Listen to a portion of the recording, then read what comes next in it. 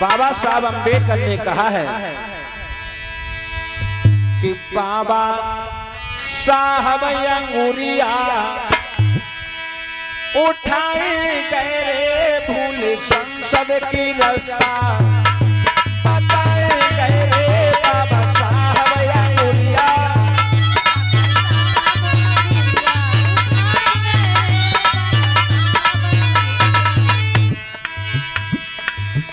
बाबा साहब ने जो उंगली उठा करके इशारा किया है, बाबा साहब ने कहा ये संसद भवन तुम्हारा है। ऐ मेरे बहुजन समाज के वीरों, इस संसद भवन में जाओ, कब्जा करो। बाबा साहब अम्बेडकर देश भारत के प्रधानमंत्री बनना चाहते थे, लेकिन भाइयों वो महात्मा गांधी जिन्हें राष्ट्रपिता कहा जाता है, महात्मा गांधी ने हमारे ही समाज को आगे बढ़ा दिया, जिनका नाम आप लोग जानते होंगे, बाबू जगजीवन राव, जिनको बाबा साहब के खिलाफ चुनाव लड़ा दिया। किसने लड़ाया? राष्ट्रपिता महात्मा गांधी ने। गांधी जानते थे कि एक लोहा को काटने के लिए लोहे का आरी का पत्ता यूज किया जाता है, लोहे को लोहा काटता है। एक बार सोना लोहे की हथौड़ी से सुनार पीट रहा था, तो लोहा कहने लगा सोने से कि हमें ये बता, जब मैं तेरे ऊपर चोट मारता हूं तो तू चिल्लाता क्यों नहीं है?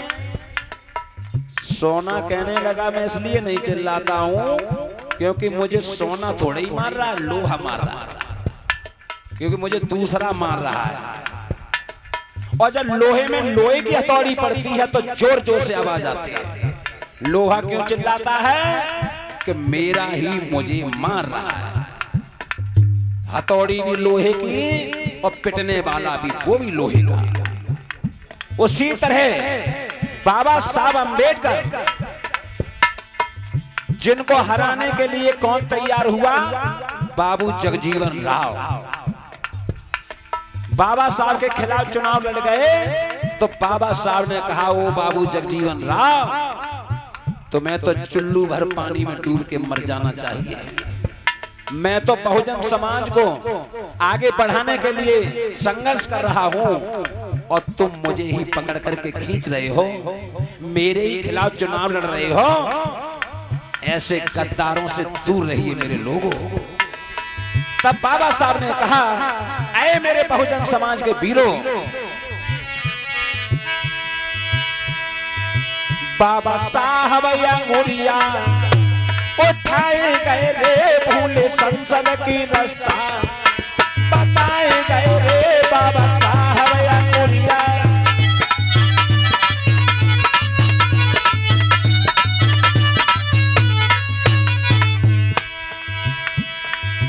अरे बाबा ने उंगली का करके इशारा,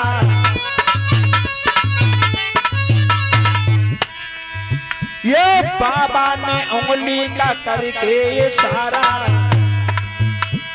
कहा सोच तो है ये भारत तुम्हारा।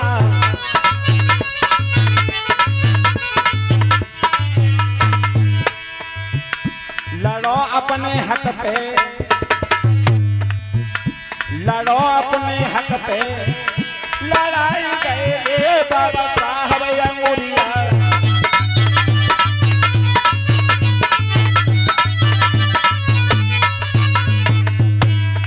देखिए मेरे भाइयों, एक बार बाबा साहब अम्बेडकर संविधान सभा में संविधान समिति के अध्यक्ष चुने गए, तो पटेल जी चलकर के बाबा साहब के पास में गए और बाबा साहब अम्बेडकर से कहा कि आरक्षण की जब बात आती है तो ये समाज भड़क जाता है। बाबा साहब ये संविधान से आरक्षण का मामला खत्म कर दिया जाए। तो बाबा साहब अम्बेडकर ने कहा बिल्कुल सत्य कहा आपने। क्योंकि आप आरक्षण को खत्म करने की बात कर रहे हैं तो मैं इस समिति से ही अलग हो जाऊंगा, नहीं रहूंगा। और बाबा साहब ने इस्तीफा पत्र लिख करके दे दिया। अरे जाइए, मेरे बहुजनों का आरक्षण हटाना चाहते हैं आप मेरे लोगों।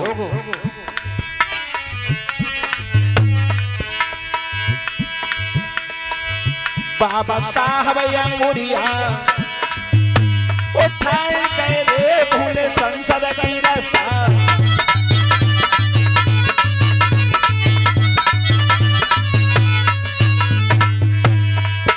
बाबा साहब अंगुरिया उठाए गए रे भूले संसद की रास्ता। बताए गए रे बाबा साहब अंगुरिया।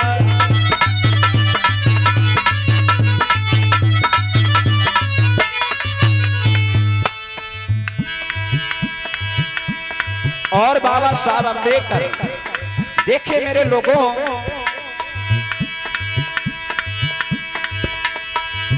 अरे दलितों को सरबड़ा पढ़ाते नहीं थे। हमारे बहुजन समाज के बच्चे जब पढ़ने स्कूल में जाते थे तो मास्टर लोग जाति पूछ करके उनके साथ में क्या क्या गलत व्यवहार नहीं करते थे। जैसा बाबा साहब अम्बेडकर को स्कूल के बाहर बिठा दिया, ऐसा व्यवहार। अरे दलितों को सरबड़ा पढ़ाते नहीं थे।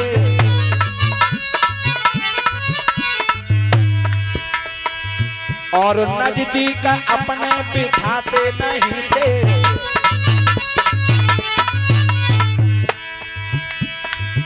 अरे पढ़ो बाबा कॉलेज, पढ़ो बाबा कॉलेज, खुलाए गए रे बाबा साहेब अंगुरिया।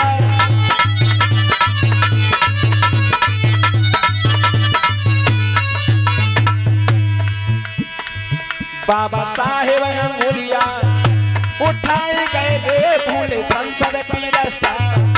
बताए गए रे बाबा साहेब अंगुरिया।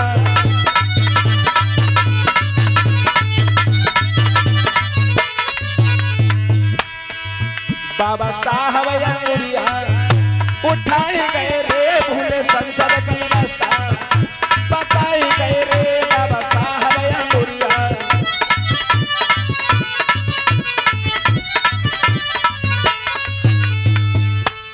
बोली बुद्ध भगवान की, बाबा साहब जी।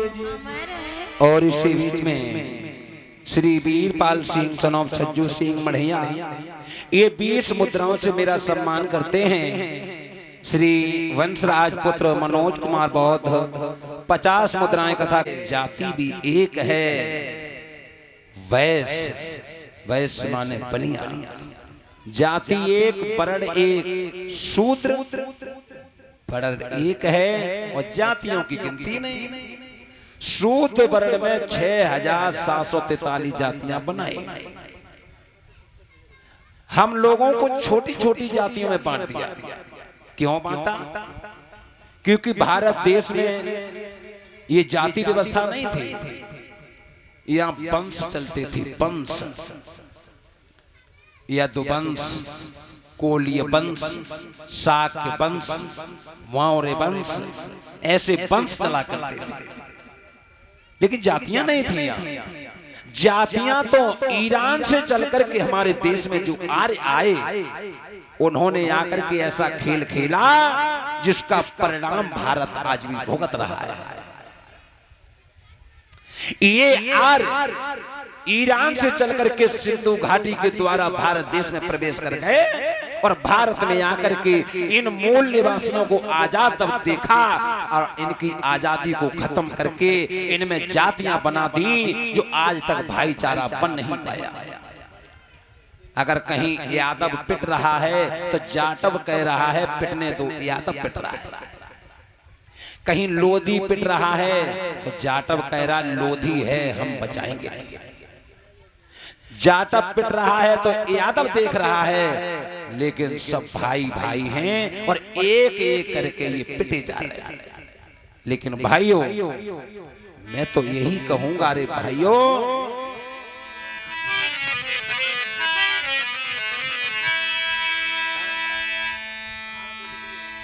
ओबीसी के जाग जाओ और बीता बहुत जमाना, अरे अभी न जागे तो मेरे भाई लुट जाइए सभी खजाना।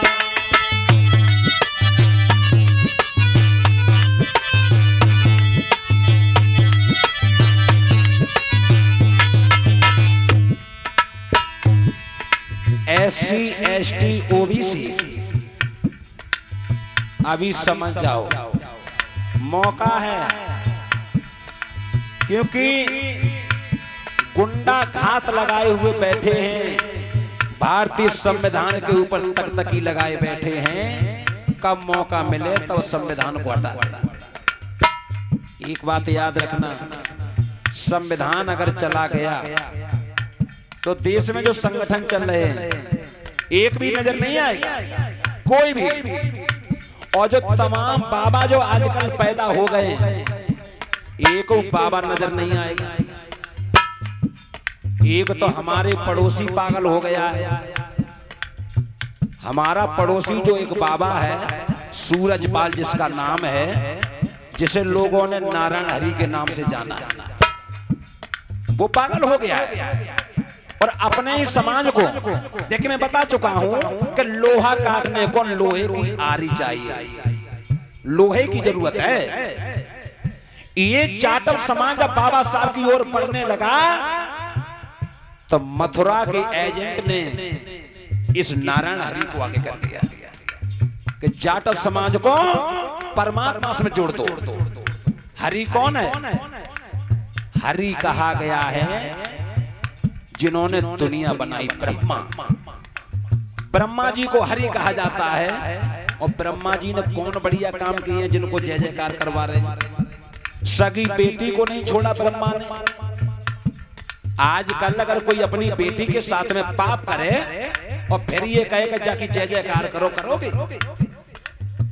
लेकिन लोग उसे की जय जयकार में लगे। लेकिन याद रखना, संविधान अगर चला गया तो जो सूरजपाल नजर नहीं आएगा देश के अंदर। याद रखना मेरे लोगों, आज नारायण हरि वाले जय भीम बोलने को तैयार नहीं है। क्यों? उन्हें हरि से मतलब।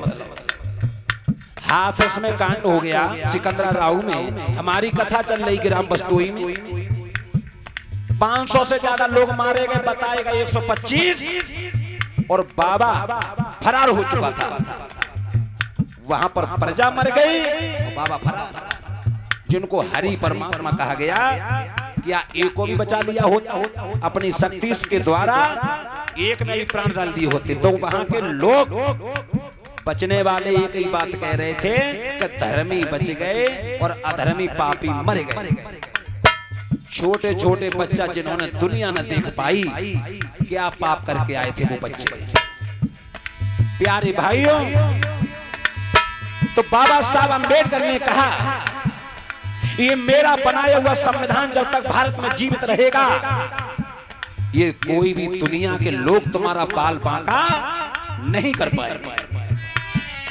तुम संविधान की रक्षा करोगे, संविधान तुम्हारी रक्षा करेगा। याद रखना।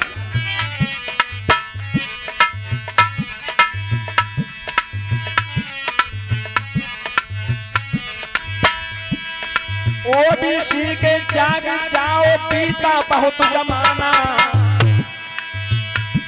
और अभी न जागे तो लुट जाए पीरन सभी खजाना।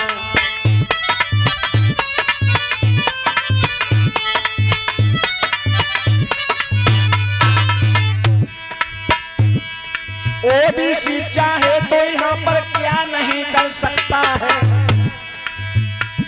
अरे ओबीसी चाहे तो पानी में आग लगा सकता है।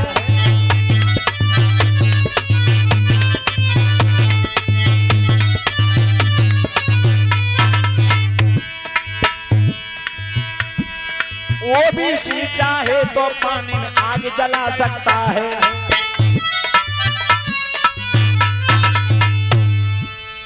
ओबीसी चाहे तो क्या नहीं कर सकता है। अरे ओबीसी चाहे तो जब पानी में भी आग लगा सकता है।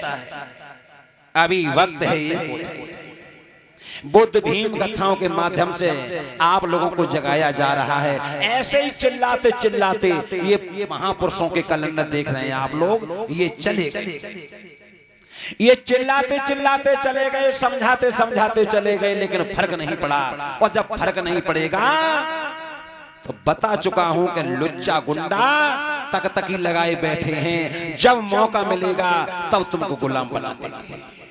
पास में गया और कहने लगा, डॉक्टर साहब मुझे कुछ बीमारी है जो मैं पनप नहीं रहा हूं। डॉक्टर ने कहा तुम ठीक हो जाओगे, लेकिन परहेज करो, दवाई से ज्यादा परहेज आराम देता है, जो परहेज नहीं करेगा वो ठीक नहीं होगा। बोले ठीक है बताओ। बोले दवाई खाना और दवाई के साथ साथ खिचड़ी के सिवा और कुछ मत खाना। चावल में उड़द की दाल मिलाकर के बनवाओ और खिचड़ी बना के खाओ। ठीक है। अनपढ़ रहे बेचारा, सोचने लगा कहीं रास्ते में भूल गए तो, और रहे भुलक्कड़, कोई बात कहें तो भूल जाए तुरंत। डॉक्टर बोले घर तक जाओ और कहते जाओ खिचड़ी खिचड़ी, तो भूलोगे ही नहीं, नाम लेते जाओ घर तक। अब एक ही बात पे ध्यान है, रास्ता में पता ही नहीं गड्ढा कहाँ है, खिचड़ी खिचड़ी खिचड़ी जही कहते जाए। रास्ता में ठोकर ऐसी लगी मुंह के बल गिरे। अब खिचड़ी तो गई भूल, मुंह से निकल गई खाचड़ी। खिचड़ी भूल गए, खाचड़ी निकल गई। अब बोले खाचड़ी खाचड़ी खाचड़ी। और आगे एक व्यक्ति चिड़ियों को दाना डाले, चुंगाए, और वो क्या कह रहा हो, खाचड़ी खाचड़ी। दाना डालने वाला व्यक्ति सोचने लगा जो चिड़िया मार मार के जहे खाए रहो। पर चिड़ियन को दाना डालना बंद कर दिया, हाथ में डंडा लो और पाए मारन लगा। साले खाचड़ी कह रहा है, बताओ भैया मार काय करो तुम, बताओ सोई कहे तो जी कहे गिर चिड़ी गिर चिड़ी गिर चिड़ी। चिड़ियां गिरे और मेरे दाना को खाएं। बोले ठीक है भैया जय कहे। अब वो एक ही बात कहे गिर चिड़ी जो सिखा दिया। और गिर चिड़ी कहें तो गेहूं भाई खेत में किसान डंडा लाई रखा है, चिड़ैया चैन न ले, किला उखाड़ उखाड़ के खाएं। किसान बड़ो परेशान, और बुका का गिर चिड़ी बन डंडा हाथ में लो और बाम दह डंडा का कह रहा हो कि जी कह रहा हो गिर चिड़ी। हम तो परेशान है, चिड़ैया उड़ा उड़ा के सब गेहूं खाए जा रही, और तू कह रहे हो गिर चिड़ी। कि फिर क्या कहे भैया मारो मत, कि जी कहे ले आओ धद जाओ, ले आओ धद जाओ, मेरे खेत में गेहूं लाओ काढ़ो। कि ठीक है भैया जय कहेंगे कि ले आओ धद जाओ, ले आओ धद जाओ। वो जय कहे जय। आगे के राजा का एक ही बेटा था, वो खत्म हो गया, वो खत्म हो गया। उसके नौकर उसे जलाने के लिए ले जा रहे, वो का ले आओ धद जाओ, ले आओ धद जाओ। नौकर ने लाश तो उतार ली नीचे, और बस कही क्यों वे राजा को लड़का मर गया तो खुशी हुई रही, एक ही लड़का और मर गया, तुझे कह रहे ले आओ धद जाओ। बे मारन लगे, साले राजा को अगर पता चल गया तो ठोर मार डालेंगे। कि फिर कि जिकाए ऐसो काऊ को ना हो, ऐसो काऊ को ना हो। ठीक है भैया जय कहेंगे मारो मारो। अब बीच कहा कह रहे ऐसो काऊ को ना हो, ऐसो काऊ को ना हो। आगे भैया गांव में एक विधवा औरत कोई लड़का कोई गांव को ब्याह न कराए, तो भले इंसान ने को ब्याह कराए दो। सो बाकी बारात की निकरोसी हो रही, और पुका कह रहा हो ऐसो काऊ को ना हो, ऐसो काऊ को ना हो। वह गांव की औरतें कहें जाको बड़ो बुरो लग रहा हो जब ब्याह हो रहा। सो गांव के लोग बाय मारने लगे कि अरे कई कह रहा हो ऐसो काऊ को ना हो। जब विधवा औरत के लड़का को ब्याह हो रहा तो बुरो लग रहा हो, बता डंडा ही डंडा मारे। बोले भैया तुम बता सोई कहे तुझे कहे ऐसो सब काऊ को हो, ऐसो सब काऊ को हो। ठीक है भैया जय कहे। अब बे जय कहे करे ऐसो सब काऊ को हो, ऐसो सब काऊ को हो। तो कहते जा रहे आगे, और भैया पछिया किया हवा चले और जेठ को महीना रहे, लपट चले गांव में लग गई आगे सो गांव वाले बजाय बजाय परेशान आगे ना बुझे और वो कह रहो ऐसो सब काऊ को हो ऐसो सब काऊ को हो सो वे आग बुझाई वो तो भूल गए जे कहीं जाई सारे ने आगे लगाई मारो सारे पकड़ ले वो धुंडारे खूब मारो। एक बुजुर्ग आया बोले जाए काय को मारे डाल रहे पुलिस वाले बुलाओ पकड़वा दो। पुलिस वालों को बुलाया पकड़ के ले गए। दरोगा जी बोले क्यों बे तूने आग काय को लगाई? बोले बाबूजी मैंने आग नहीं लगाई। दरोगा जी बोले डंडा ला। बता नहीं मारते मारते साले खिचड़ी बना दूंगा। बोले बाबूजी जहे बात भूले गए ताश सवेरे से पिट रहे जहे तो बात भूल गए याद आ गई जब खिचड़ी भूल गए ताश सवेरे से मार खा रहे। तो बाबा साहब का ये परहेज हमारा समाज भूल गया है और ये समाज मनवादियों की मार खा रहा है। प्यारे भाइयों जो बाबा साहब अम्बेडकर ने तुम्हें मार्ग दिया उस मार्ग को भूल गए। तो कोई मनवादी कहीं मार रहा है तो कोई कहीं मार रहा है।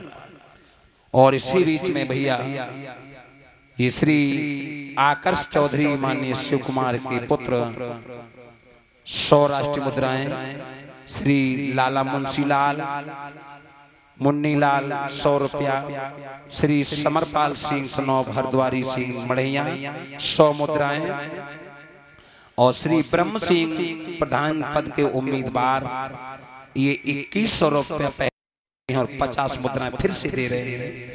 श्री शिवम राखी दोनों भाई बहन 100 मुद्राएं कथा कमेटी को सहयोग राशि किए हैं। जय मंगल हो। परिवार इनका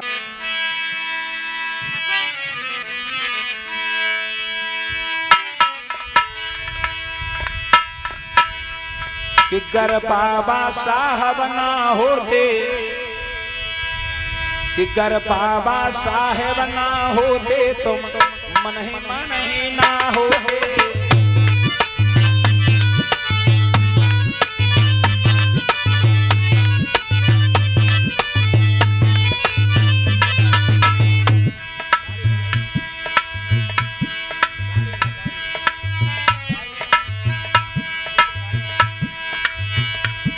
गर बाबा साहेब ना होते तुम मन ही ना होते। गर बाबा साहब ना होते तुम मन ही ना होते। मनई का मतलब होता है इंसान। क्या कहा जा रहा है कवि ने लिखा है कि अगर बाबा साहब नहीं होते तो मन ही यानी इंसान नहीं होते। इंसान तो होते पर इंसान की शक्ल में होते आप लोग अधिकारी नहीं होते।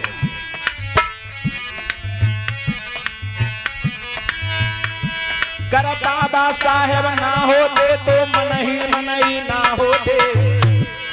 बाबा साहब ना होते तुम मन ही ना होते। कर बाबा साहेब ना होते तुम मन ही ना होते। बाबा साहब ना होते तुम मन ही ना होते।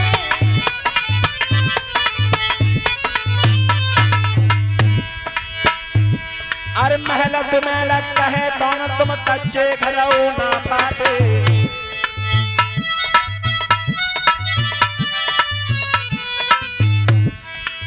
ये ऊंची ऊंची कोठियां जो हमारे लोग बना रहे कहा गया है विद्वान लिख रहा है कि महल तुमेला की कहे कौन कच्चे घर तुम नहीं पाते। अगर बाबा साहब अम्बेडकर न होते तो तुम मन ही नहीं होते। अरे महल तुमेला की कहे कौन तुम कच्चे घर ना पाते। कहीं तारे झोपड़िया रह लेते दिन दोपहर तुम कूटे जाते।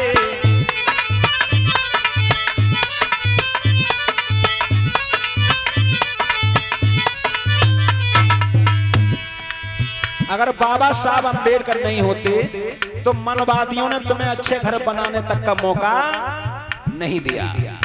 अगर बाबा साहब अम्बेडकर न होते तो तुम्हें शिक्षा का अधिकार नहीं होता और न तुम अधिकारी बने होते तो आज हमारी झोपड़ी कई रोड के किनारे पड़ी होती।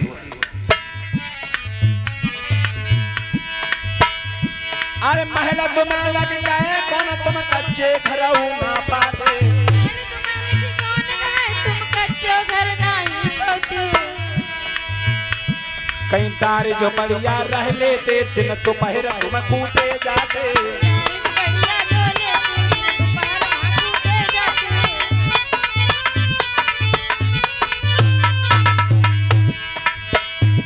कर बाबा साहेब ना होते तुम मन ही ना होते।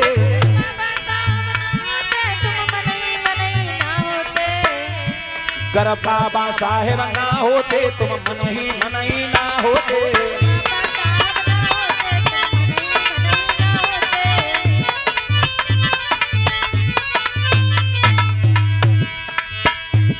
गर बाबा साहेब ना होते तुम मन ही ना होते।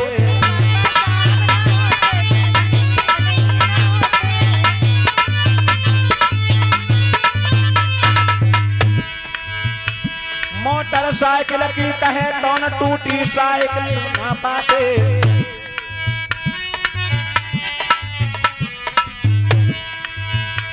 मोटरसाइकिल की कहे कौन तुम टूटी साइकिल ना पाते। गर बाबा साहेब ना होते तो मन ही ना होते।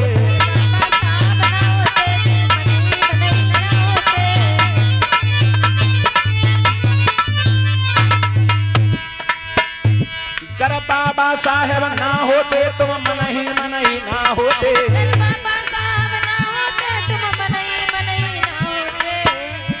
गर बाबा साहेब ना होते तुम मन ही ना होते।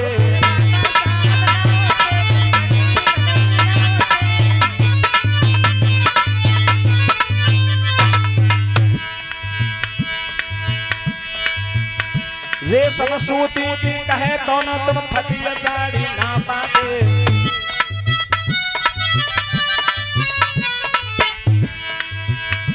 रेशम सूती की कहे कौन तुम टैरी काटो ना पाते। गर बाबा साहेब ना होते तुम मन ही ना होते।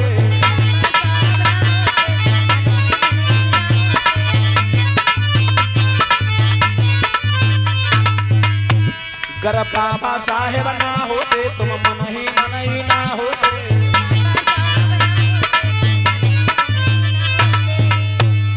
अगर बाबा साहब अम्बेडकर नहीं होते मन ही माने तुम इंसान नहीं होते। इंसान तो होते इंसान की शक्ल में नहीं होते। अरे रेशम सूती की कहे कौन तुम्हें टेरी काट नहीं मिलता। फटी साड़ी पहन लेती अपनी इज्जत को तुम खो देते। मुझे जाए रही चामड़ मैया की ऊपर जल चढ़े। तब जे बाबा साहब को भूल जाती हैं कि हमने बाबा साहब के जयकारे लगाए थे। उस समय बाबा साहब को भूल गई। बाबा साहब के पास में कौन प्रसाद चढ़ाने गया। 14 अप्रैल को मोमबत्ती जला दी। एक दिन में अम्बेडकर वादी हो जाओगी।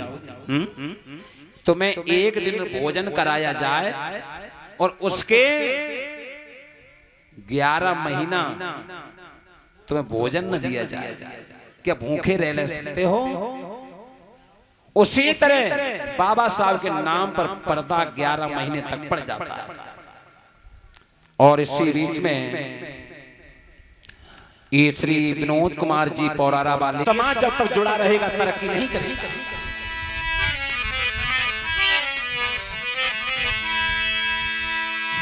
कि तुम वीर साहसी देश के शोषित थे शासक किसी जमाने में। और मगर आज बहुजन का गौरव लग रहे लोग मिटाने में।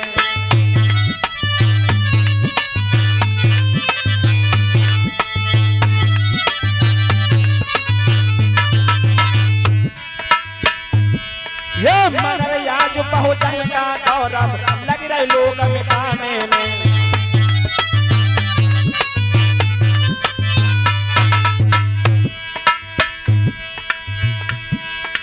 जाटव और यदुवंश पढ़ो तो एक निशाना पाया है।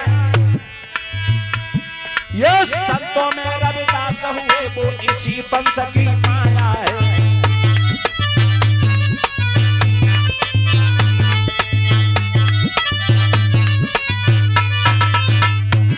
ये संतों में रविदास हुए वो इसी वंश की माया है।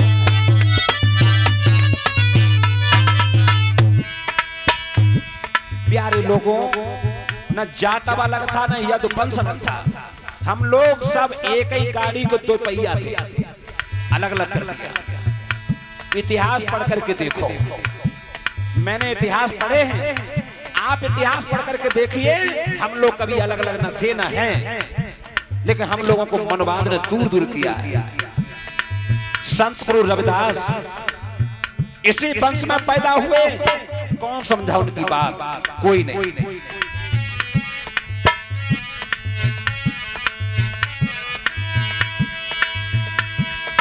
एक लबिसा वीर हुआ, उसका जीवन बर्बाद किया।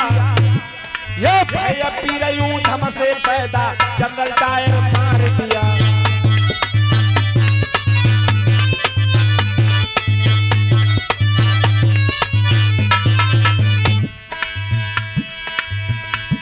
अरे भैया पीर यूधम से पैदा, जंगल डायर मार दिया।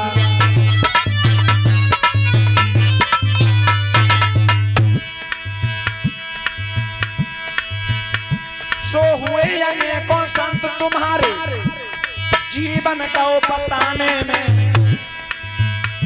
और मगर आज बहुजन का गौरव लगी रहे लोग मिटाने में।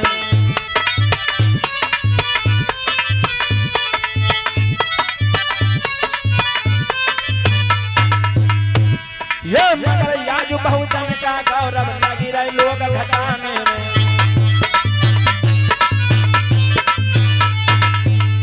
प्यारे भाइयों, अरे वीर साहसी देश के शोषित और तुमसे शासक किसी जमाने में, और मगर आज बहुजनों का गौरव लगे रहे लोग घटाने में। तुम किसी दिन इस देश के राजा थे, और राजाओं की संतानें आज राजा से रंक हो गई। और इसी बीच में ये प्रवीण वंश को किया उजागर, और जन्मा भीम नगीना है।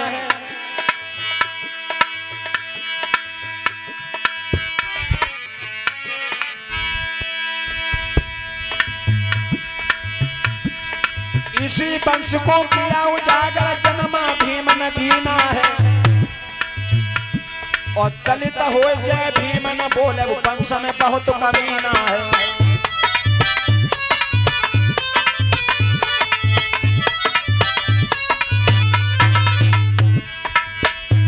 ये जाटव हो जय भीम न बोले, वंश में बहुत कमीना है।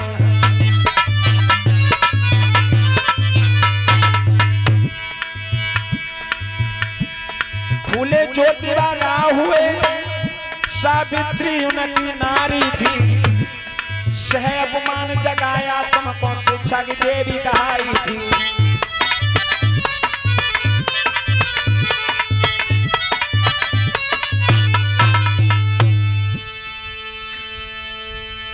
फूले ज्योतिबा राव हुए, सावित्री उनकी नारी थी। अरे सह अपमान जगाया तुमको, और शिक्षा की देवी बताई थी। कितना अपमान सह करके शिक्षा के द्वार खोल गए माता सावित्रीबाई फूले। इन महापुरुषों की बलिदान को याद करिए। ये तस्वीरें लगी हैं ऐसे ही नहीं लगी, इनको कहा गया महापुरुष। पुरुष तो सभी हैं, हम और आप सब लोग पुरुष हैं, और जिनके आगे महान लग जाता है वो महान कहा जाता है। ज्योतिबा फूले ने संतानें पैदा नहीं की, सावित्री को कसम खिला दी शादी के समय, सावित्री कसम खाओ हम कभी संतान पैदा नहीं करेंगे, ये अपना जीवन इस समाज में समर्पण करेंगे। सावित्री ने कसम खिलाई। सावित्री बाई कह रही थी, पिया हर नारी की इच्छा होती है कि उसके कोई पुत्र जन्म ले और आगे उसकी संतान तरक्की करे, और तुम मना कर रहे हो। ज्योतिबा फूले ने कहा था, मेरा समाज बहुत पीछे हो चुका है, इस समाज को आगे बढ़ाने के लिए हमें संतानों की झंझट में नहीं पड़ना। देखिए विचार, आजकल तो शादी होने के बाद बड़ी चिंता हो जाती है कि न जाने जब बहू के बालक होंगे या नहीं होंगे। लोग दवाई शुरू कर देते हैं। और पूछिए इन महापुरुषों को जिन्होंने कसम खाई थी संतानों को जन्म नहीं देने। पूछ लीजिए साहब काशी राम को, बाबा साहब का मिशन लेकर के जब चले तो काशी राम साइकिल की यात्रा कर रहे थे। सर्दी का मौसम, शरीर कांप रहा है और बाजार में गए, सोचे कोट ले आए। नौकरी को इस्तीफा दे दिया, पैसा नहीं है। बाजार में गए, पुराने कपड़ा बिकने वाली दुकान पर गए, बोले भैया कोई 100-150 रुपए का कोट हो तो हमें दे दो। बोले भैया 100-150 रुपए का कोई कोट नहीं आता, मैं ऐसी दुकान बता दूंगा जहां तुम्हें फ्री में कपड़ा मिल जाएगा। बोले पता जी, कई जी शमशान देखा है? बोले हाँ, मुर्दा तमाम जलते हैं, उनके तमाम कपड़ा पड़े हैं, कोई सा कोट उठा के पहन लेना, कोई पैसा नहीं लगेगा। काशी राम ने कहा ठीक कहा तुमने, और गए शमशान घाट में मुर्दों का कोट उठा करके शरीर पर डाल लिया और निकल पड़े बाबा साहब के मिशन कारवां को लेकर। पूछिए कुर्बानी क्या होती है इस समाज के लिए, साहब काशी राम से पूछिए। दूसरे बाबा साहब हमारे लिए कोई बनकर आए तो साहब काशी राम, जिन्होंने उत्तर प्रदेश की कुर्सी पर राज करा दिया, बहन कुंवारी मायावती को 4 बार मुख्यमंत्री बनाने का काम किया।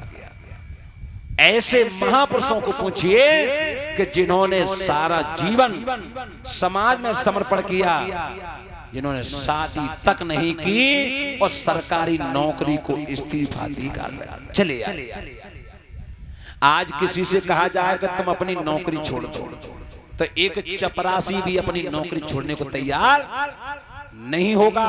और काशी राम अपनी नौकरी छोड़ करके आए, किनके लिए?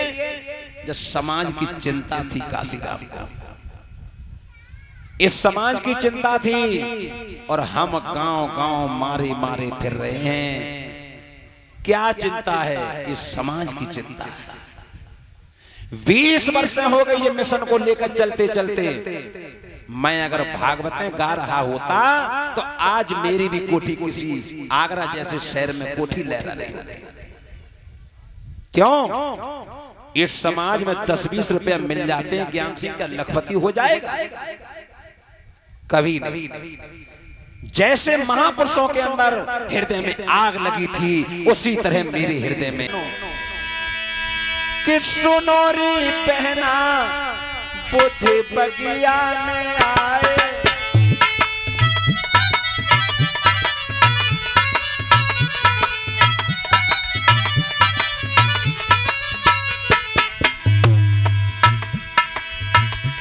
सुनोरी पहना बुद्धि बगिया में आए, सुनरी बहना बुद्धि बगिया में आए, सुनरी बहना।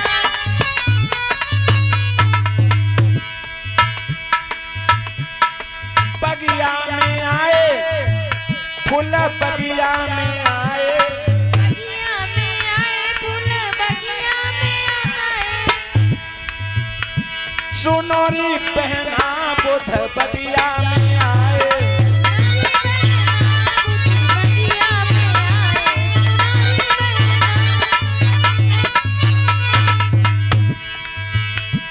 कितनी वर्षें हो गई इन्हें अपना घर छोड़े हुए?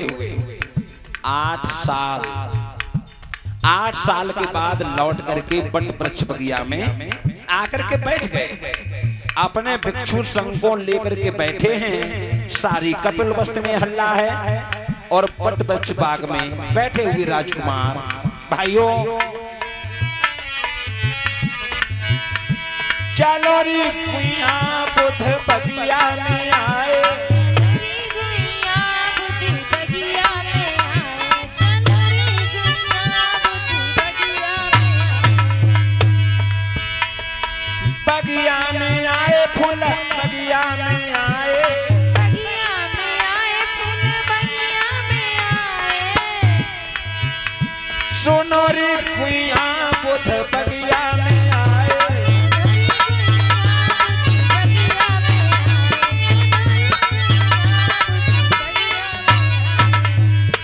सुनोरी आली बुध बगिया में आए,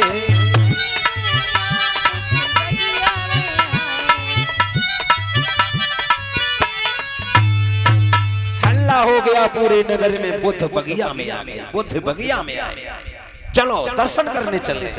ये खबर राजा शुद्धोधन को मिल जाती है, जिन राजा शुद्धोधन से चला भी नहीं जाता, बुजुर्ग हो चुके थे, आंखों से दिखाई भी नहीं तक भैया मंत्री पढ़ो तो अगारी,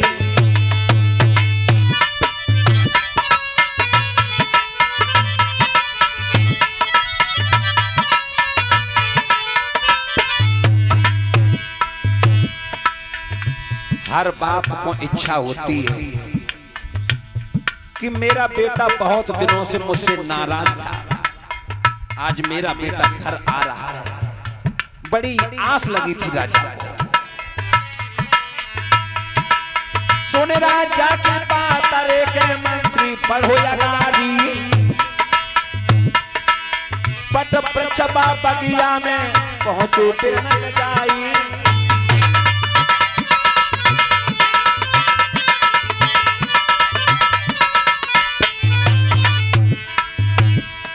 महाराज गौ है पहुंच बगीचा जाए, और हाथ जोड़ के बैठ गौ है सुन लो वचन हमारे, मंत्री धीरे धीरे कहे कि सत्संगी बना लीजिए, मंत्री धीरे धीरे कहे हमें शिष्य बना लीजिए,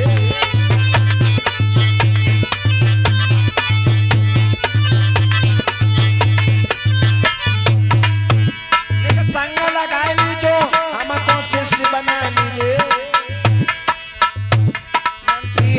मंत्री धीरे धीरे कहे कि भैया, मंत्री पहुंच जाता है बट वृक्ष बगिया में, भगवान बुद्ध जहां उपदेश दे रहे थे, और इतने मधुर उपदेश वाणी सुनकर के मंत्री हाथ जोड़ करके भगवान बुद्ध के चरणों में नमन हो गया, बैठ गया, उनकी वाणी को सुनने लगा।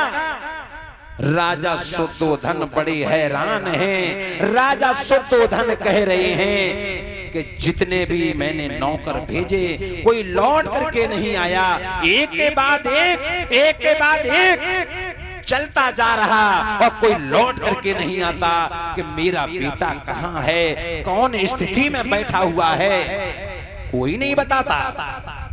उस समय राजा शुद्धोधन अपने प्रिय शिष्य उदाई को बुलाते हैं।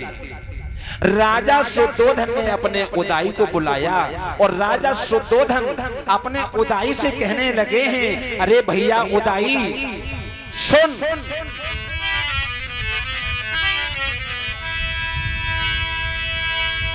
अरे लाओ तो उदाई बुलाए भूपने, और कई थी तुरंत समझाई रे, और मेरो बेटा गौतम कौन कन्हैयो चलत बुलाई रे,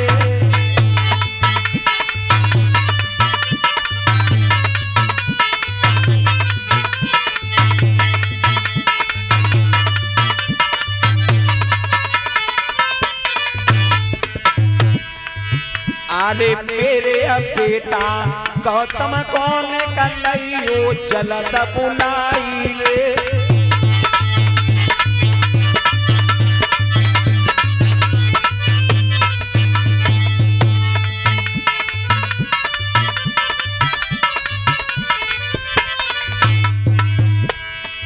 राजा शुद्धोधन अपने उदाई से कहने लगे, अरे उदाई जितने भी नौकर मैंने भेजे कोई लौट करके नहीं आया, अरे जा मेरे बेटा को बुला करके ले आओ उदाई, जाओ।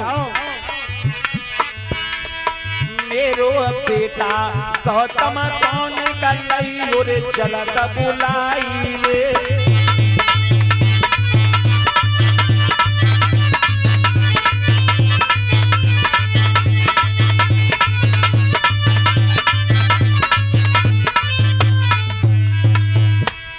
सुने राजा की बात उदाई, न पलक ही तेरा लगाई रे, अरे बट बच बगिया की जाने तब लैती सीधा लगाई रे।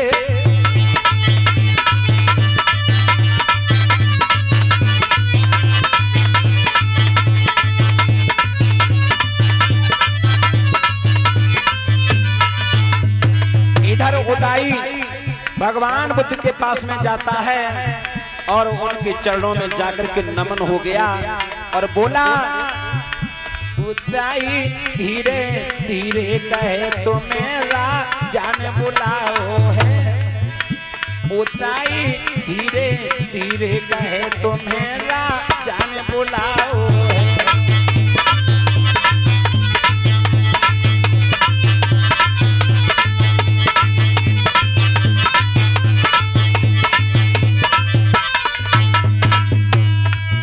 राजा ने बुलाओ है तुम्हें, राजा ने बुलाओ है। उदाई धीरे धीरे कहे कि भैया। उदाई पहुंचा, भगवान बुद्ध के चरणों में हाथ जोड़ करके नमन हुआ, सोचने लगा है भगवान बुद्ध जब अपने उपदेशों को विराम देंगे और मैं राजा की बात जरूर कहूंगा। भगवान बुद्ध ने जब अपनी वाणी को विराम किया है, उदाई कहने लगा है, राजकुमार तुम्हारे पिता ने तुमको याद किया है। राजकुमार सिद्धार्थ कहने लगे, उदाई मेरे पिता ने मुझे याद किया है। अरे जाओ हमारे पिताश्री से कह देना बेटा राजकुमार अपने संग को लेकर के आएगा। मेरे बंधुओं इधर उदाई आ जाता है, आकर के राजा सुद्धोधन को यह संदेशा दे देता है, राजन राजकुमार ने कह दिया है कि वो अपने संग को लेकर के कुछ ही क्षणों में आ रहे हैं। और इसी बीच में हमारे धम्म बंधुओं ने जो दान किया है, शिवम नए नए बर्तन खरीद करके भगवान बुद्ध को भोजन कराया था, जिसका नाम मनवादियों ने रख दिया धनतेरस, जिसको हम लोग धनतेरस के रूप में पूछते चले आए। मेरे धम्म प्रेमियों,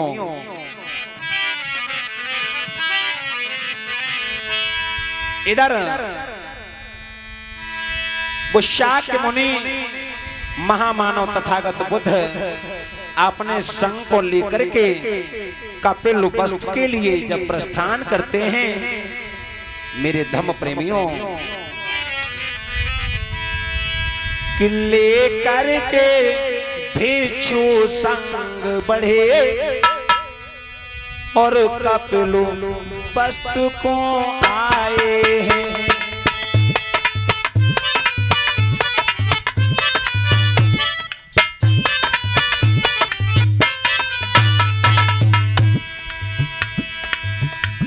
ये अपने भिक्षु संघ को लेकर के जब कपिल वस्तु में कदम रखते हैं, लेकर के भिक्षु संघ चले, ये कपिल वस्तु में आए हैं। राजा ने आते जब देखा, उनके दिल हर्षाए हैं।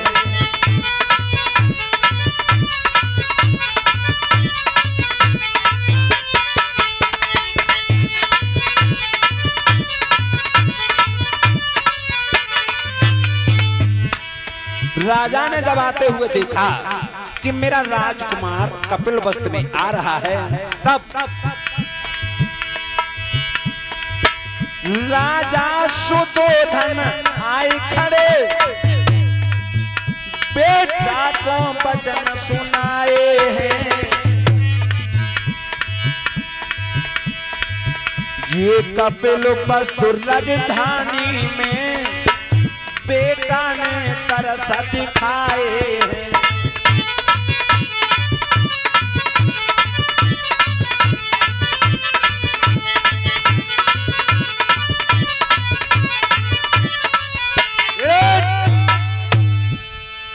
राजा तब कहने लगे, सुनो हमारे लाल, 8 साल व्यतीत हुए, अब आए हो मेरे लाल। बेटा 8 वर्ष व्यतीत हो गई और अब तुमने आकर के इस कपिल वस्तु राजधानी में शकल दिखाई है।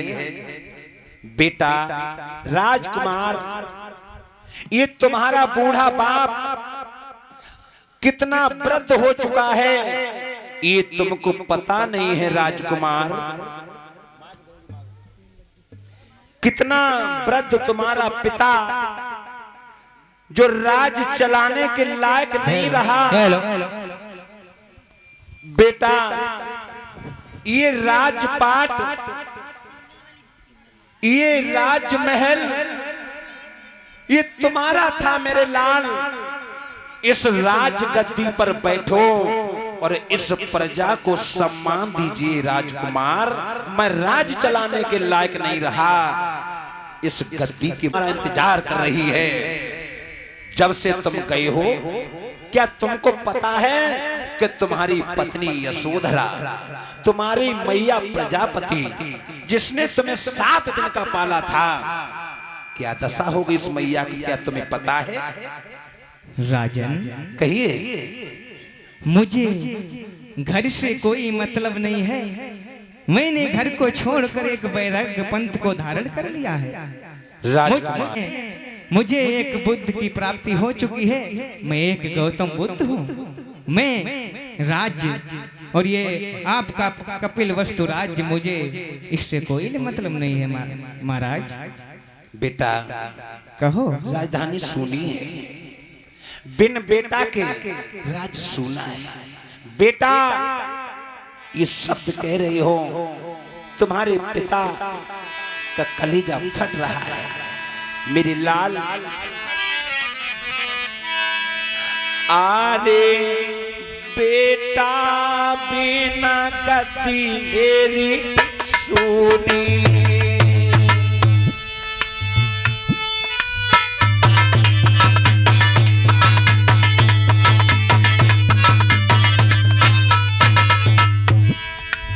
बेटा अरे बेटा बिना गति लागे सुनी, और सब माया लगत बेहुनी।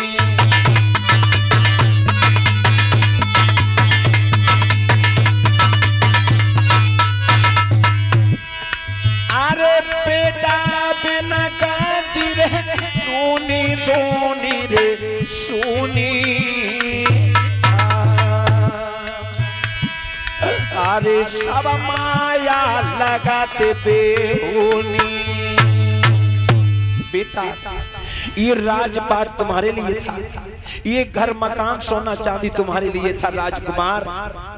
आप ये क्या बैरागी रूप धारण करके क्या कह रहे हो मेरे लाल? राजन कहिए मां। आप मुझे बार बार ये बेटा और लाल शब्द मत कहो। मैं किसी का पुत्र नहीं रहा। मुझे बुद्धत्व की प्राप्ति हो गई है। मैं एक बुद्ध हूँ और बुद्ध बनकर समस्त इस संसार के व्याप्त दुखों को दूर करूंगा। राजन मुझे ज्ञान में कोई रुचि नहीं है।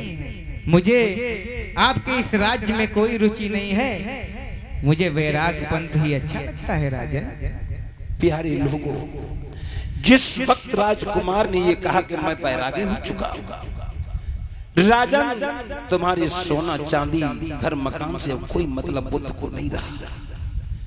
ये राजपाट, ये सोना चांदी बुद्ध के मतलब का नहीं है।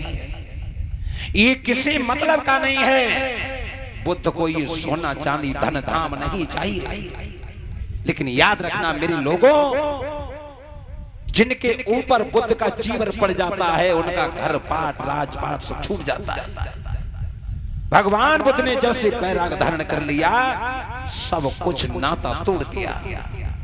मेरे धम्म प्रेमियों, भगवान बुद्ध आगे को जब बढ़े हैं, भगवान बुद्ध कहने लगे, राजन, बेटा को यदि राजमहल में देखना चाहते हैं, आप हमें निमंत्रण देकर के बुलवा लीजिए, मैं अपने संग को लेकर के आऊंगा।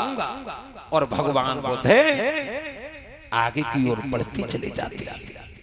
कपिल वस्तु राजधानी में बढ़ते चले गए। जो कपिल वस्तु के नर नारी, जो कपिल वस्तु के नर नारी भगवान बुद्ध का, राजकुमार का सम्मान करते थे, उनके दरवाजे दरवाजे पर शास्ता बुद्ध भिक्षाटन करने के लिए दरवाजे दरवाजे पर जा रहे हैं। मेरे भाइयों, अपने ही कपिल वस्तु में, अपनी ही प्रजा से देखिए आज राजकुमार वो भगवान बुद्ध किस तरह से भिक्षाटन कर रहे हैं। प्यारे भाइयों, जे तो मांगत द्वारे द्वारे हैं, बेटा के काम निराले हैं भैया।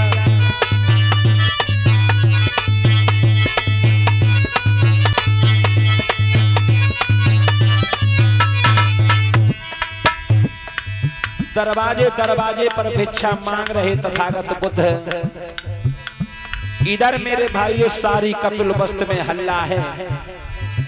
वो बुद्ध हैं जो राजा के बेटा थे, जो दरवाजे दरवाजे पर भिक्षा मांग रहे हैं। जो लोग कभी इनके दरवाजे पर भिक्षा मांगते थे और आज राजा का बेटा भिक्षा मांग रहा है।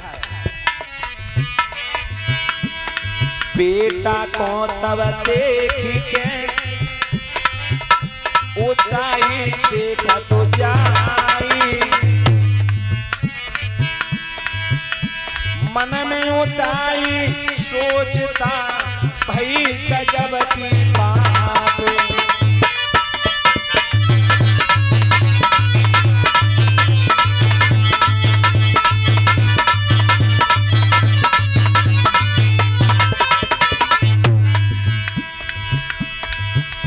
उदाई जाकर देख तो भाई गजब की बात।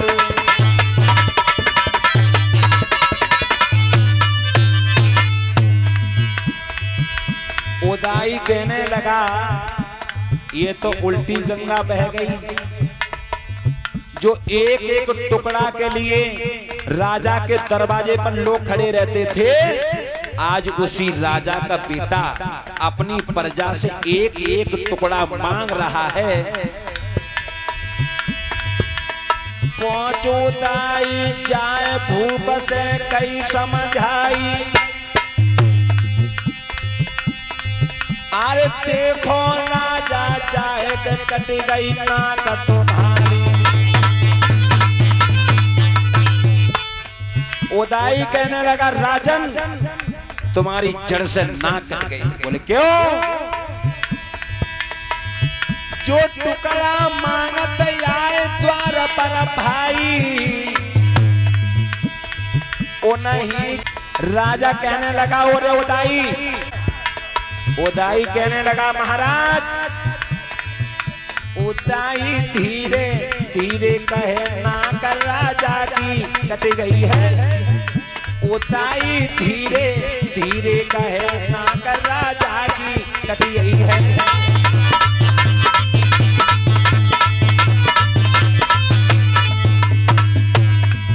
राजा की कट गई है, नाक राजा की कट गई है। उदाई धीरे धीरे कहे कि भैया। उदाई कहने लगा, महाराज जड़ से नाक कटवा दी तुम्हारे बेटा ने। अरे एक एक टुकड़ा के लिए तुम्हारा बेटा दरवाजे दरवाजे पर भीख मांगता घूम रहा है। जो लोग तुम्हारे टुकड़ों पर पलते थे, आज तुम्हारा बेटा उन्हीं के दरवाजे पर हाथ फैला रहा है। महाराज जड़ से नाक कटवा दी तुम्हारे पुत्र ने। राजा कहने लगा, ओरे उदाई, अरे क्यों बहका रहा है तू हमें? क्यों परेशान कर रहा है तू हमें? हमारा बेटा और एक प्रजा से जाकर के भीख मांगेगा। उदाई कहने लगा, हाँ महाराज, सत्य है, सत्य वचन। नहीं अगर आपको विश्वास है, चलिए और चल करके देख लीजिए महाराज कि तुम्हारा बेटा एक एक टुकड़े के लिए दरवाजे दरवाजे पर घूम रहा है। मेरे धम्म बंधु, आज वो राजा शुद्धोधन चल करके जाते हैं और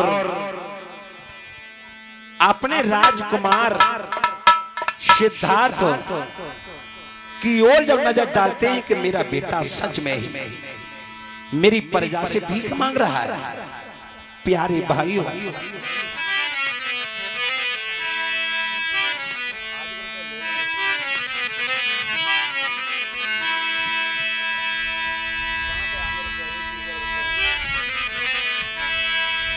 आज राजा शुद्धोधन बढ़े सोचा है कि मेरे बेटा ने ये क्या कर दिया।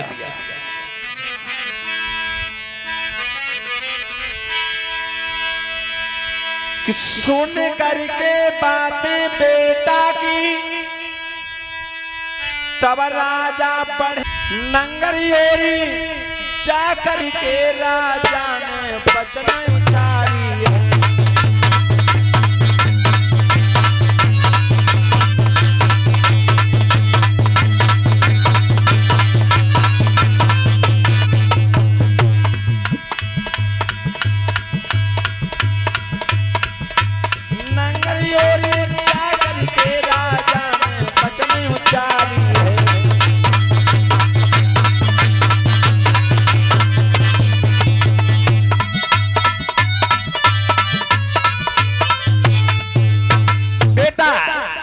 ये मैं क्या देख रहा हूं राजकुमार, ये मैं क्या देख रहा हूं बेटा।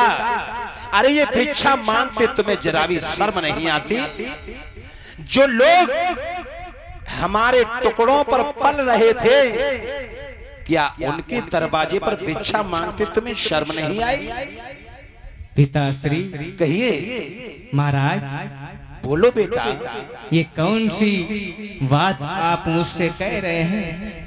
हमें 2 टाइम का भोजन जरूरत होता है, किसी से घर के भी मांग कर खा लूंगा। इसमें आपकी प्रजा और हमारी प्रजा, उससे क्या मतलब है पिताश्री। बेटा, इस बात को कैसे भूल गए कि तुम शाक्य वंशी राजकुमार हो। लेकिन याद रखना बेटा, पता देना पाता है, मांस नहीं मिल पाने पर वो घास नहीं अरे खाता है।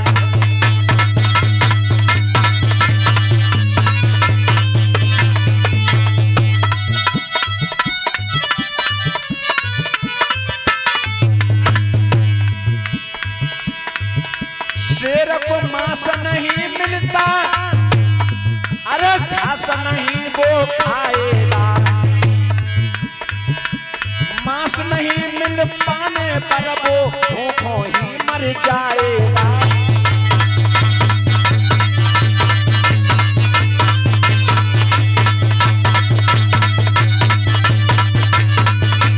भोजन मांग के ग्रहण कर लेता हूँ। राजन, मैं राजकुमार नहीं हूँ, मैं बुद्ध हूँ। राजकुमार सिद्धार्थ भगवान बुद्ध कहने लगे, राजन, आप उस परिवार की बात करते हैं, नारी यशोधरा, मैया मौसी, प्रजापति, बेटा राहुल। अरे इस परिवार को आप हमें क्यों दिखा रहे हो। ये जग संसार मेरे लिए बच्चे के समान है।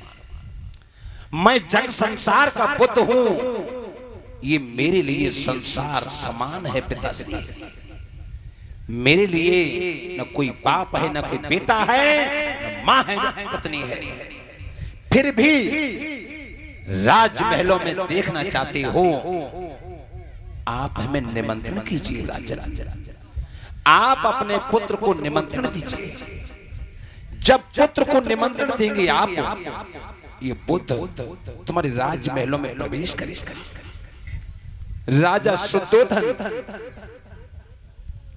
बूढ़ा बाप हाथ जोड़ करके अपने बेटा को निमंत्रण करता है। बेटा, इस बूढ़े बाप, इस बूढ़े राजा का निमंत्रण स्वीकार कीजिए। कपिल वस्तु उस राजधानी में अपने चरण कमल डाल दीजिए। मैं आपके भोजन की व्यवस्था आज अपने यहां बनवा रहा हूं। राजकुमार तथागत मेरे आंगन का भोजन टूटा फूटा रूखा सूखा ग्रहण कीजिए। महाराज, कहिए। आज तो मैं भोजन ग्रहण कर चुका हूँ, लेकिन कल मैं आपके दरबार में अवश्य आऊंगा। हमारे समस्त भिक्षु संघ के साथ में कल आपके यहाँ भोजन अवश्य ग्रहण करूंगा। राजन, देखिए मेरे भाई, ये वही बेटा है, ये वही बेटा है जो वशिष्ठ मुनि ने बताया था कि महात्मा बन जाएगा, और ऐसा महात्मा बनेगा जग संसार इसका गुणगान करेगा।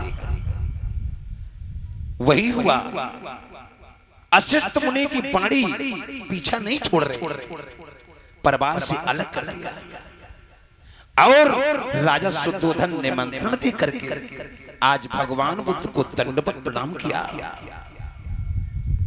अपने बेटा को, देखिए बुद्ध के आगे कोई बाप नहीं, बेटा को नमन करने के बाद जब राजमहलों में आए हैं और आकर के रानी प्रजापति को ये संदेश दिया है, रानी मेरे आंगन में तथागत बुद्ध आएगा और इस आंगन में भोजन की तैयारियां कर दो। मेरे भाइयों बताने लगे हैं राजा शुद्धोधन, हे रानी आज जो आए हैं तथागतो जब मेरे आंगन आया जो आए हैं तथागतो,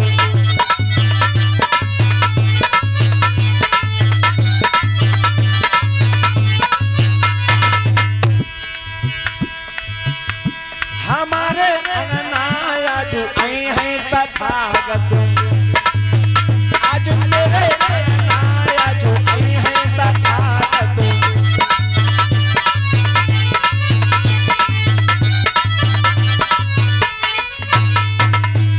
रानी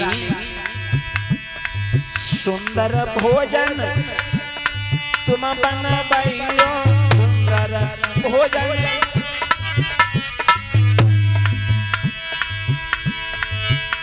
कि भोजन जे करे हैं, ये भोजन जे करे हैं हमारे अनाया जो वही हैं तथागत।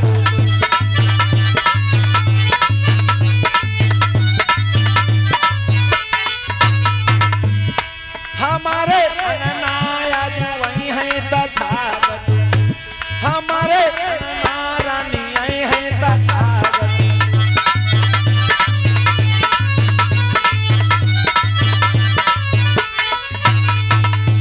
मेरी रानी, हमारा पुत्र राजकुमार अब हमारा बेटा बेटा नहीं रहा, अब वो तथागत बुद्ध हो चुके हैं।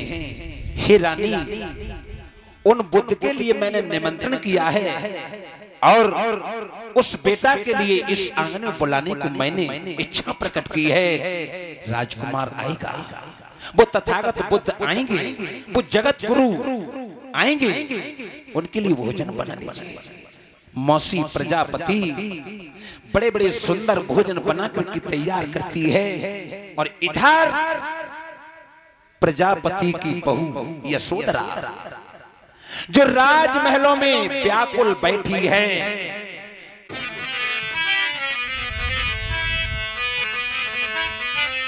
आंगन बेटा आ गए,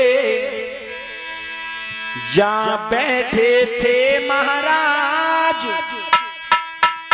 प्रजापति बैठी रही, जन देखो अपनों लाल।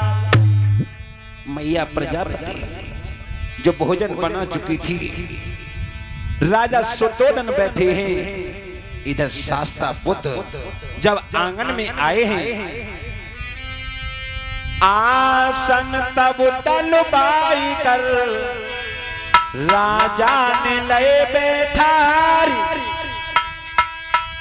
राजा तब कहने लगे आओ मेरे लाल। आज राजा सुद्धोधन ने शास्ता बुद्ध को आंगन में बिठा लिया और बिठा करके मैया प्रजापति आकर के सामने बैठ जाती है। प्रजापति मैया कहने लगी हैं बेटा आ गए मेरे लाल, आ गए हो मेरे लाल। बेटा ये राजमहल सूना सूना था, आज 8 वर्षों के बाद तुमने शकल दिखाई है। बेटा तुम्हें नहीं पता है इस महलों की तुम्हारे बिना क्या दशा हो चुकी थी मेरे लाल। ये राजमहल कैसा सूना सूना पड़ा है, और जिस दिन से तुम गए हो मेरे बेटा बता दूं तुम्हें, आज रो रो करके वो प्रजापति मैया बता पा रही है लाला उस बहू का क्या हाल है कि जिस दिन से गए हो तुम बेटा, जिस दिन से गए हो ओ बेटा, गोपा ने सब सुख छोड़ दिया।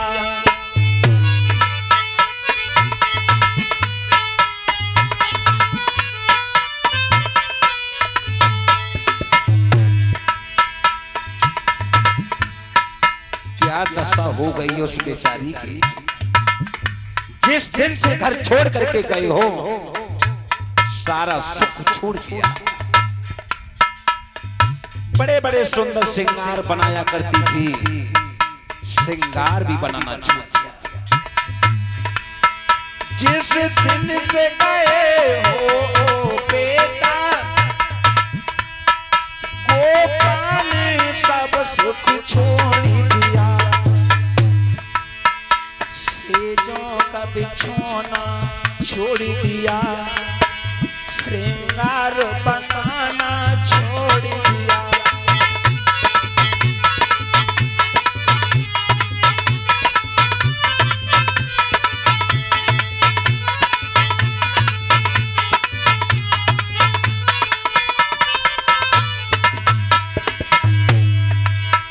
सेजों का बिछोना त्याग दिया, श्रृंगार बनाना छोड़ दिया। जिस दिन से गए हो तुम बेटा, गोपा ने सब सुख छोड़ दिया।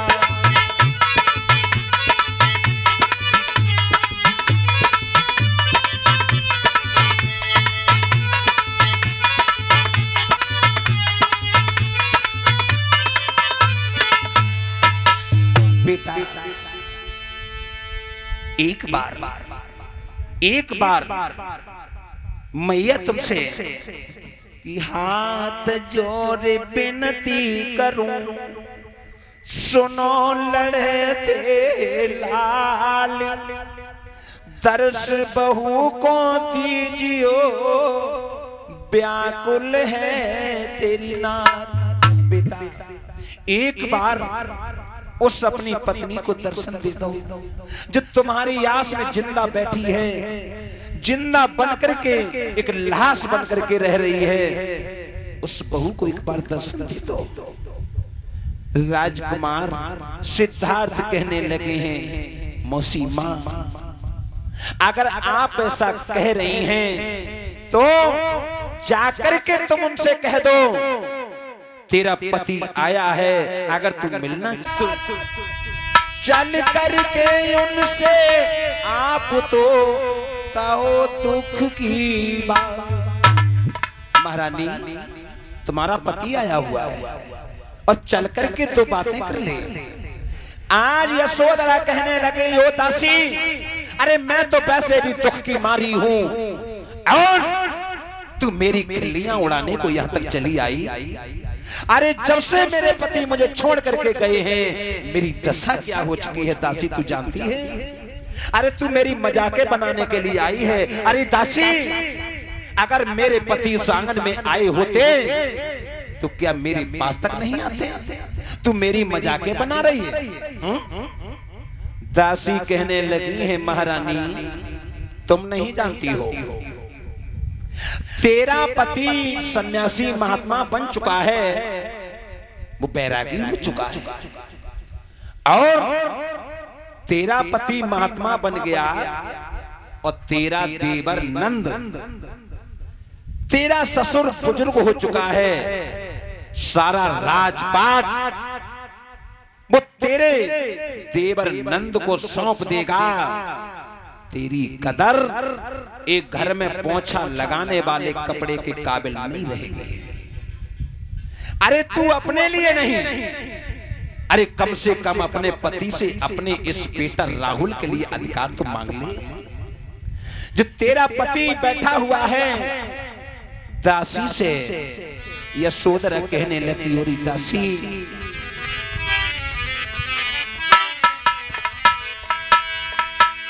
मैं दुख की मारी अंगना में सुने, दासी मेरी सुने, कुइया मेरी सुने, आली मेरी, काय तो कहा मैं तू दे रही।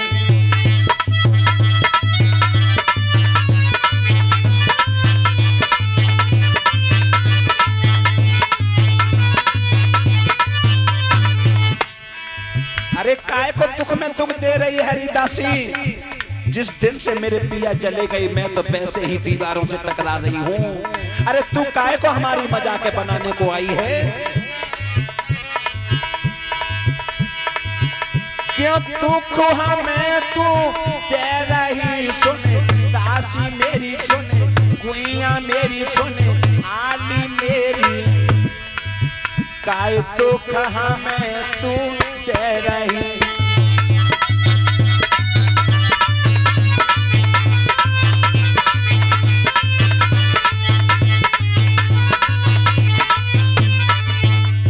ओरी दासी, अरे हमें पूछ, जिसका पति सोते हुए अपनी नारी को त्याग जाए उसकी दशा क्या है? जाकर के कह दे, अरे जाकर कहियो तुम कहो तेरी नारी रही बोला पाई रानी, तुम जो भेद बताई।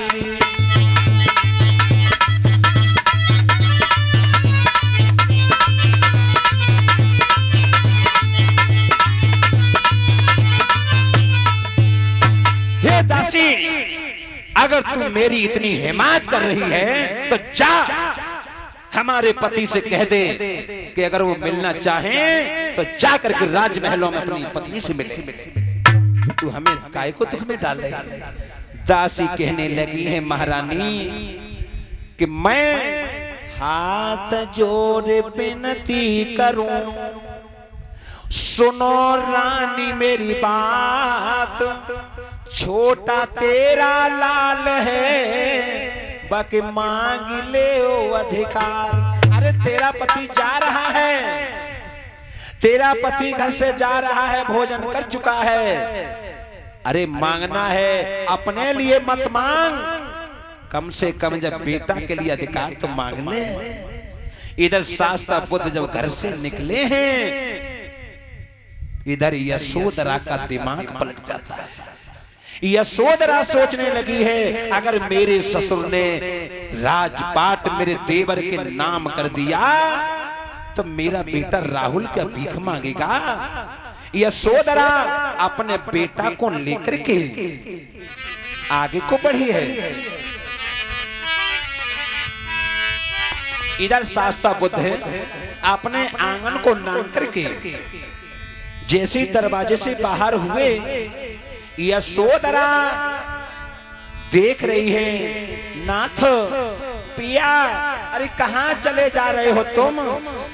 रानी कहने लगी, बेटा तेरे बापू रे जाय रे ललाया गारी।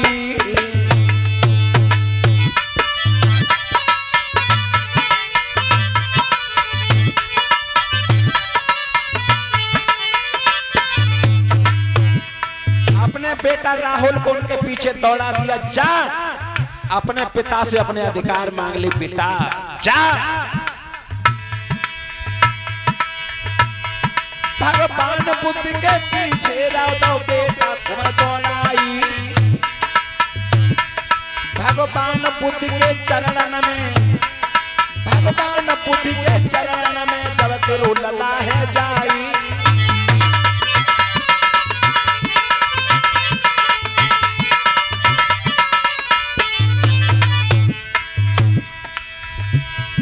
महाराज कुंवर जब गिरो चरण में जाए और हाथ जोड़ के कहे कि बेटा दो मेरे अधिकार। बेटा धीरे धीरे कहे अधिकार मेरे दे जाइए। बेटा धीरे धीरे कहे अधिकार मेरे दे जाइए।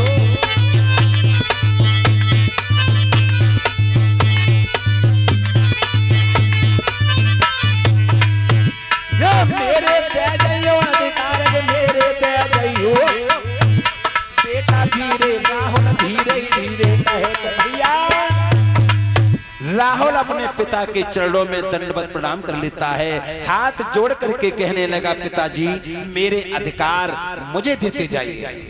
बेटा कहिए तुझे मेरे पास किसने भेजा है बेटा? पिताश्री मैया ने बता दिया वो तेरे पिता हैं, मैंने तुमको पहचाना नहीं। माँ ने बता दिया तुम्हारे पिता हैं। पिताजी मैया के लिए नहीं, इस बेटा के अधिकार देते जाइए। बेटा राहुल कहिए जाओ, तुम वापस महलों में चले जाओ, तुम्हें इससे अभी कोई मतलब नहीं है, चले जाओ बेटा। पिताजी हमारे अधिकार मुझे दे दीजिए, मैं यहाँ से तब तक नहीं जाऊंगा जब तक मेरे अधिकार मुझे नहीं मिल जाते। बेटा कहिए राहुल मेरे पास देने के लिए कुछ नहीं है, जाओ अपनी मम्मी के पास जाओ बेटा। पिताजी अगर तुम्हारे पास में कुछ नहीं है तो जो है वो मुझे दी जाए। क्या है आपके पास? बेटा कहिए यदि आप हमसे अपने अधिकारों को मांग रहे हो बेटा, तो मेरे पास देने के लिए कुछ नहीं है। देने के लिए है तो ये लो चीवर और मेरे साथ में चलो बेटा। शास्ता बुद्ध कहने लगे हैं मेरे पास में संघ है और संघ में शामिल होना चाहते तो आइए। आज अपने बेटा को चीवर दे करके उसे बौद्ध भिक्षु बना दिया। गए थे अधिकार मांगने और चीवर में धारण करके एक बौद्ध भिक्षु बना दिया। बोलिए बुद्ध भगवान की। और जब उसे चीवर पहना करके बेटा राहुल अपनी मैया की ओर जब चला है, मेरे धम्म बंधुओं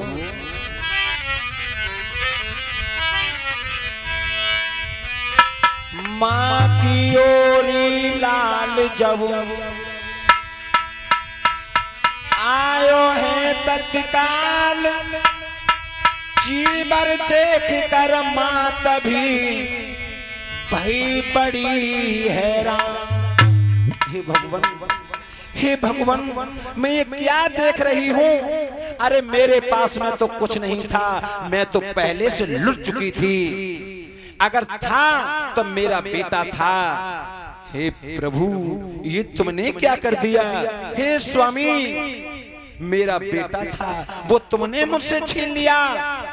अब मैं किसके सहारे रहूंगी?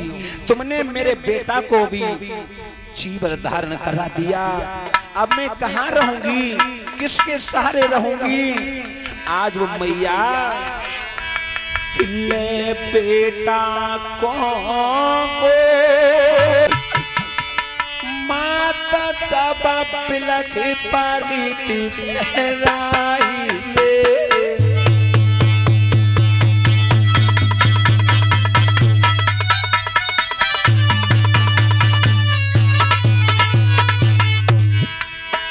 अरे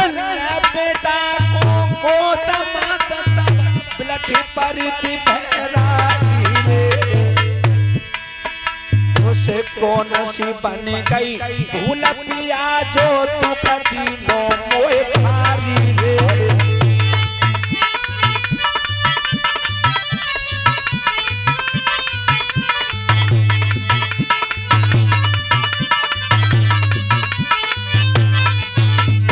बेटा तुम ही मेरे सहारे थे, तुम्हें भी जीवन धारण करा दिया और मेरे बेटा को मुझसे छीन लिया।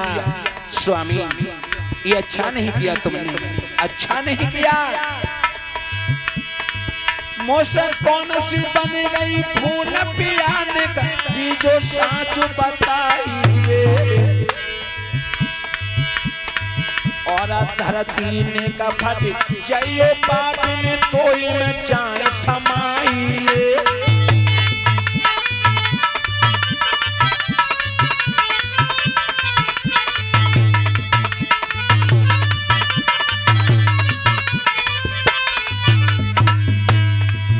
यशोधरा सोच रही है बिना बेटा के मैं कैसे रह पाऊंगी, किनके सहारे जीऊंगी।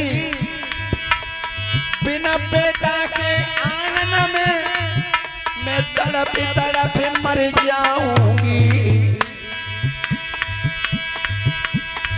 और अब बिना बेटा के आंगन में कैसे जिंदा रह पाऊंगी।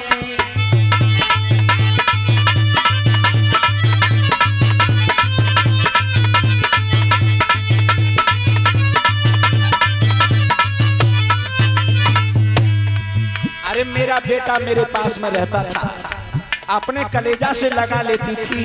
बेटा जब झुके धीरिया फादों की छाती से किन्हें लगाऊंगी। और अब बिना बेटा के आंगन में मैं तो बिलख बिलख मर जाऊंगी।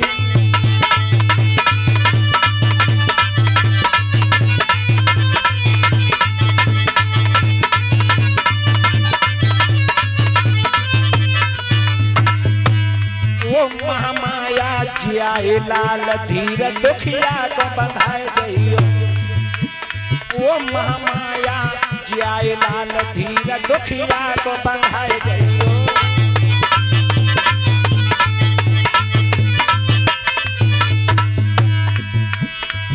दुखिया को बंधाए जइयो, धीर जननी को बंधाए जइयो। वो महामाया जियाए लाल के भैया। यशोधरा रो रो करके बुरा हाल कर लेती है। अरे मेरा एक ही बेटा था, अरे पिया तुमने मेरा भी बेटा छीन लिया।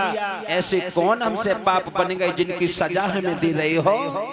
प्यारे भाइयों आज यशोधरा हाथ जोड़ करके शास्ता बुद्ध के चरणों में नमन हो। भगवान इस दुखियारी बिलखती नारी को भी अपने संग में शामिल कर लो। अरे मैं कहां भटकती फिर जाऊंगी, अरे कहां जाऊंगी पिया, इसे संग में शामिल कर लीजिए। मेरे धम्म बंधुओं इधर शास्ता बुद्ध उस यशोधरा को संग में शामिल कर देते हैं और धीरे धीरे ये पूरा परिवार बौद्ध में जाकर के बदल जाता है। बोलिए बुद्ध भगवान की। बाबा साहब जी इस तरह से राहुल को दीक्षा देने की बात